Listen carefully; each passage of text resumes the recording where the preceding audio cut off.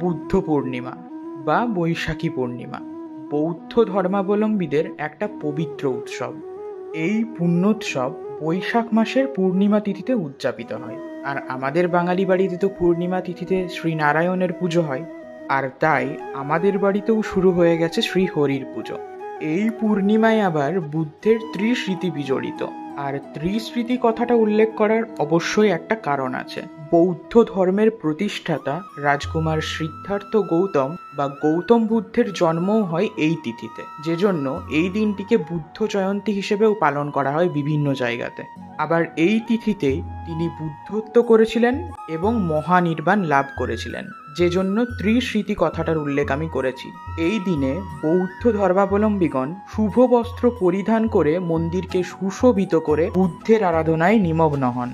শ্রীলঙ্কা এবং আরও যেসব বৌদ্ধ ধর্মে প্রভাবিত দেশগুলো রয়েছে, সেখানে এই দিনটা মহা সমারোহে পালিত হয়। এই সব দেশে এই দিনে দেশবাসীদের সাদা রঙের পোশাক পরিধানের পরামর্শ দেওয়া হয়। 1950 সালে শ্রীলঙ্কায় অনুষ্ঠিত ওয়ার্ল্ড ফেলোশিপ অব বুদ্ধিস্টের প্রথম কনফারেন্সে বৈশাখ মাসের এই পূর্ণিমা তিথিতে বুদ্ধদেবের জন্মদিবস পালন করার সিদ্ধান্ত গৃহীত হয়। বাংলাদেশের চট্টগ্রামের বৈদ্যপাড়া গ্রামে এই দিন উপলক্ষে বেশ বড় একটি মেলা বসে, যা বোধিদ্রুম মেলা নামে পরিচিত।